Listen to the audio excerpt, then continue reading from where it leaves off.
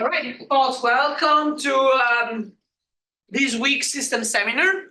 And today is a great pleasure for me to introduce Yann, who has come a long way from being a 350 student. This is the first time we met. And then 350 TF. And he was also kindly supported by the Red Hat Collaboratory on a project over the summer where he would familiarize with one of the research projects we have ongoing in our group.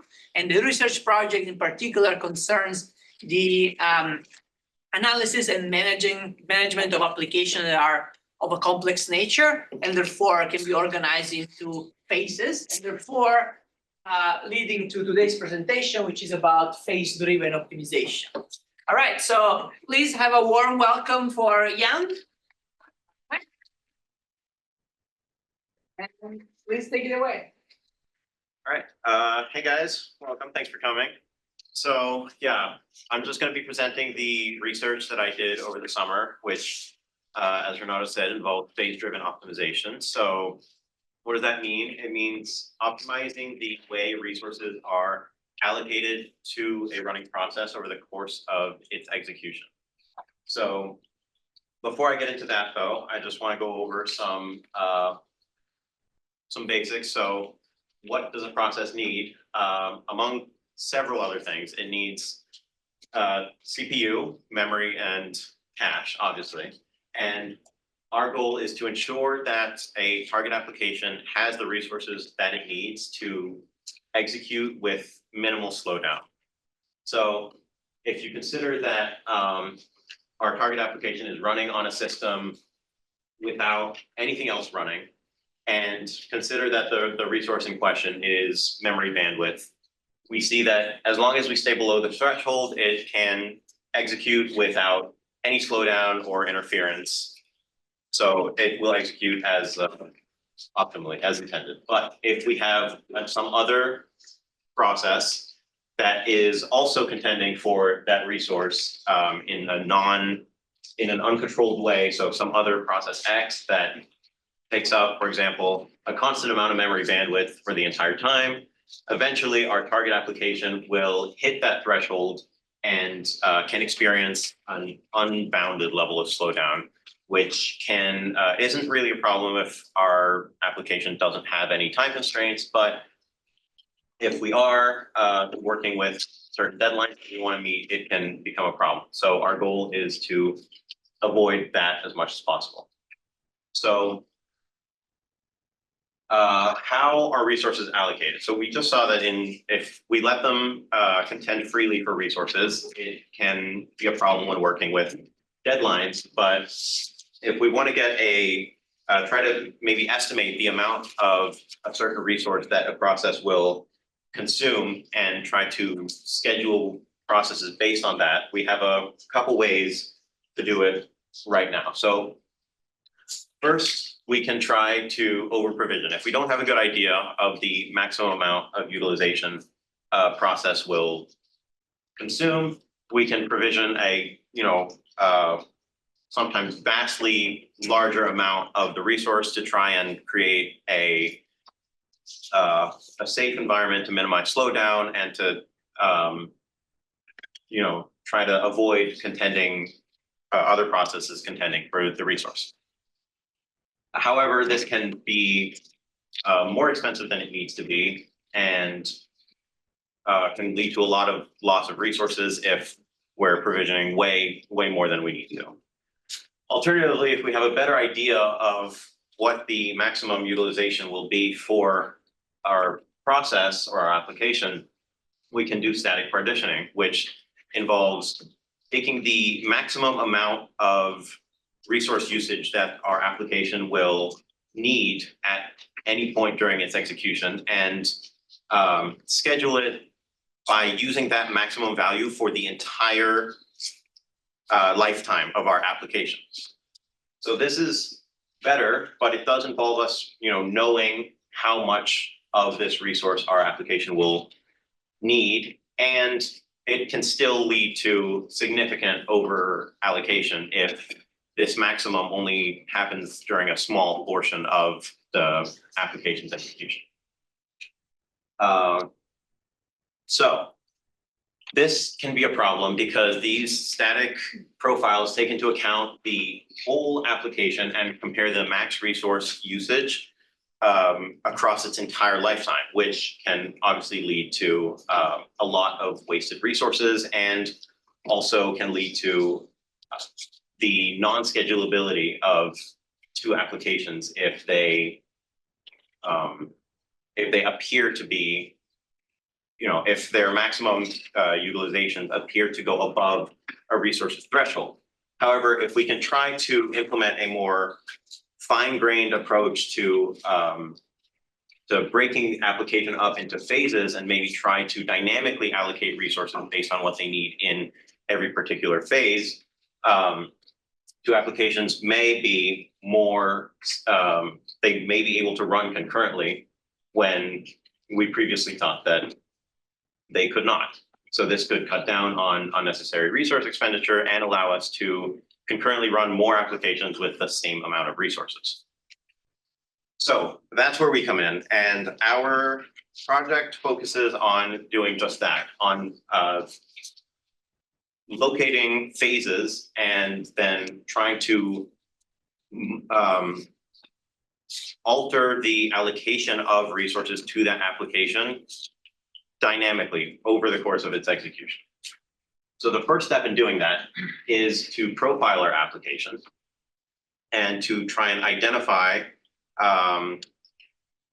what resources our application uses and when. And we do that by focusing on function boundaries. We consider that a function boundary is the place in a process execution where it can experience a significant change in resource usage. And we do that by doing a preliminary run where we use system tap to probe the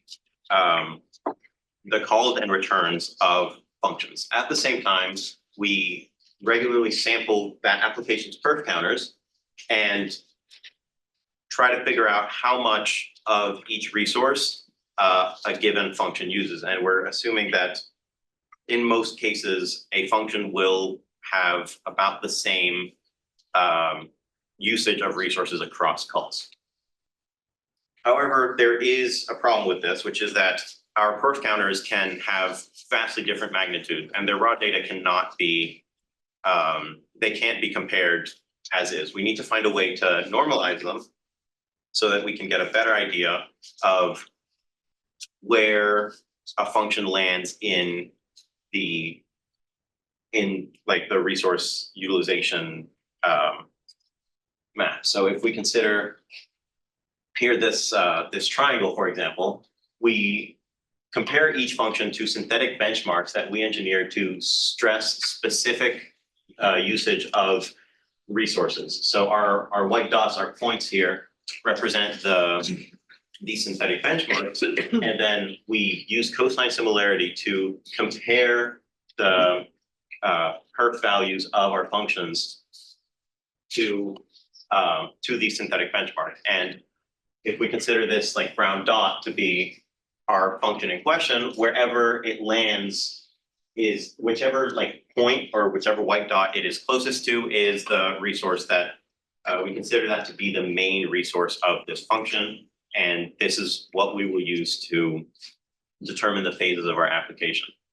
Once we have these main resources, we can group together consecutive functions that have the same main resource. So if we look here at the execution of some generic application, we see that the first two functions have the same main resource, resource X. We can group them into one phase. And every time there is a significant change in resource utilization, we make that our phase boundary. The reason we want to do this is in order to dynamically modify the resources that are allocated to our application. Obviously, it comes with a certain overhead, and we want to minimize that overhead while still trying to improve the runtime of our application under contention. So we determined these phase boundaries to be wherever the main resource changes, and we pass it through our enforcer. Our enforcer takes in this policy that we've generated, this set of phases and their associated resources and options. And on subsequent runs of our application, we are able to, using system tap probes once again to update the phase of our currently running process. We can use our enforcer to modify, to change the settings of resource allocation to what that process needs in that, at that point in time.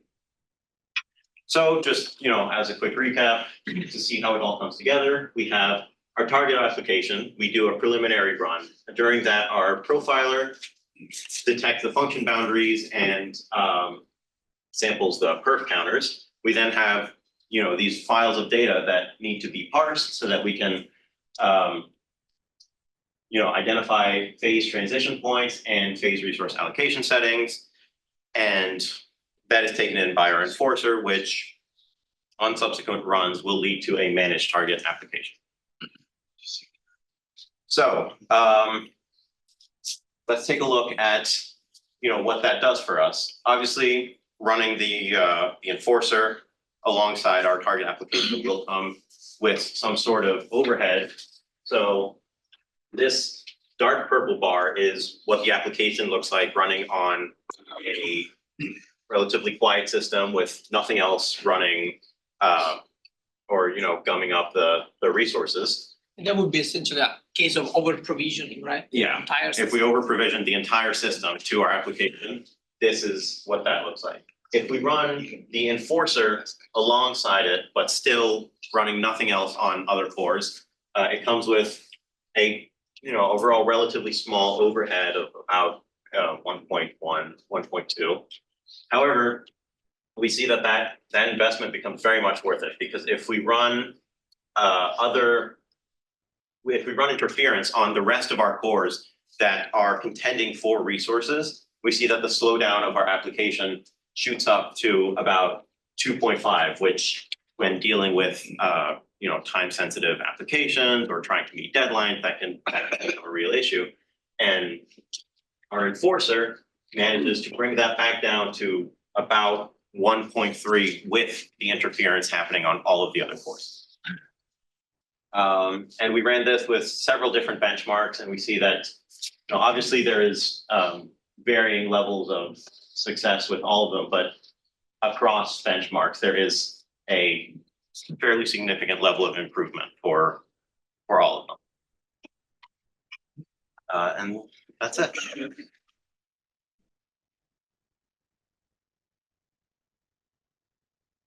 All right, we have some time for questions. Yeah. I'm assuming there's some that will come from this side of the room. Yeah. I'm curious, you said you use synthetic benchmarks, did you use reads or writes? So we used a mix of both depending on what which benchmark it is. But for example, the memory synthetic benchmark uses a combination of reads and writes to an array. Yeah. So did you observe, for example, writes making more interference compared to reads, or they were behaving similarly? I don't think we separated them at all. I think we used a combination of both in our synthetic benchmark. So we didn't compare the effect of only reads or only writes.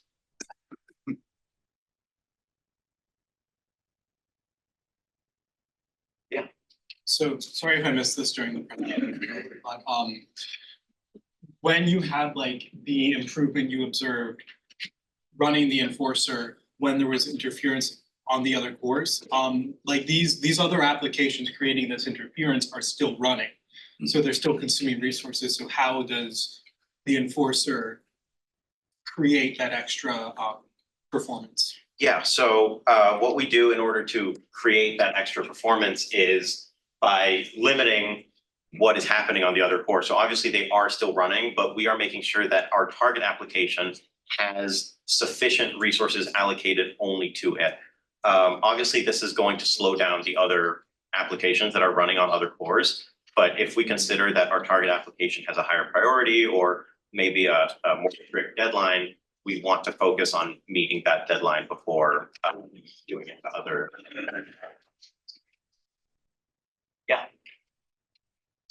This focuses on enforcing the resource requirements around a single application. Yes. Is there a way to apply this in an environment where you want to do this, but for multiple applications and kind of optimize resource utilization across a group? Yeah, of course. So I think this is the next step. Right now, we are trying to apply it to a single application on a single core, but once that works and we know that we can do that for one, we will start on making it work for several applications or several cores on a more generalized system. I just have a follow-up question. So this right now requires an initial kind of inspection run in order to characterize the performance of the application. Have you looked at ways of making that something that can be perhaps dynamic during the normal runtime of the application without requiring a separate training step? So I'm not sure how we'd be able to do that right now because we need to get kind of an idea of what the utilization of the process is. And I'm not sure if we have a way right now to have an idea of, especially on like this function by function level, the breakdown of the. Maybe we can comment on this, right? I mean, yeah, sure. So yes, we don't want to do it dynamically because if this actually running in for like an SLA or something, you don't want to slow down the application, especially if you don't know how many functions are there, because if there's a lot of functions, that system tab is adding probe at every call and return. But it's more the fact that if you're seeing an application multiple times and you know it's coming back again and again, you tag that application. And then you're like, okay, when I have some resources free, then that's when I'm going to offline profile this. And then the next time you see the application system tab module will already be there and it realizes that's the same binary. And the management will start happening automatically. There's one more thing that is perhaps lost here, right? So we are assuming zero knowledge from the beginning, and therefore we have to do this profiling. However, you could actually have combine this with other approaches where you do a little bit of sampling to figure out where is most of the time spent on this application. And then you do a step where you only profile instrument those function call, which already will give you a pretty good sense of where you should do management. So instead of going instrument all the functions, which will slow down their actual run, you can online instrument only a subset of it, a very controlled subset of them, but still get a pretty good idea where the management point should be inserted.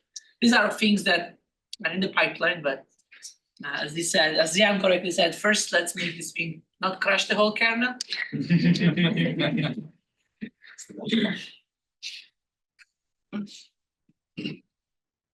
Yeah. What is the time frame of this sampling? So do you look at, phases throughout minutes, seconds, or throughout days or weeks even to allocate resources according to that? Yeah, so it would probably be closer to like seconds or less because we look at every function boundary, and if we assume that functions are getting called as often as they do in pretty much any application, and let's say a couple, maybe dozen of functions can be grouped into a phase, then it would probably be around the magnitude of seconds or less.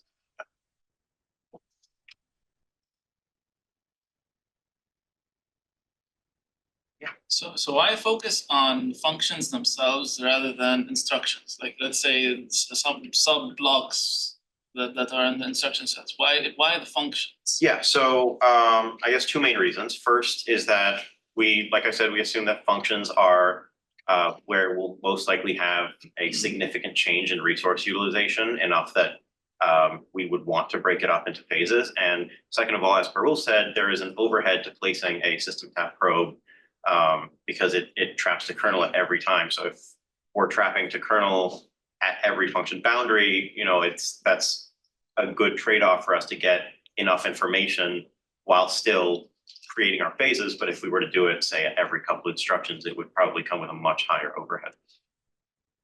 Thank you. This being said, right, we do have the problem, which is sometimes function degenerate. And you have functions that are very short, right? You have very short-lived functions. And we do end up placing those very short-lived probes. And now the point is that those are not good candidates for actual management point. They're just too short-lived. So you know what we do then, right? Yeah, we like collapse them into their parent function. Exactly. In post-processing, it's sort of collapse things so that then we do determine these phases. These phases are long enough so that the cost of doing management, right, pays off.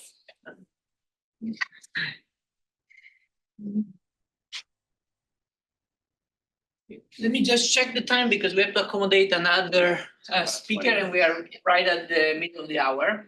So perhaps I suggest any other question directed to Yann, Parul, and Mattia, who are essentially working on this actively. And in the meantime, please thank again the speaker for us.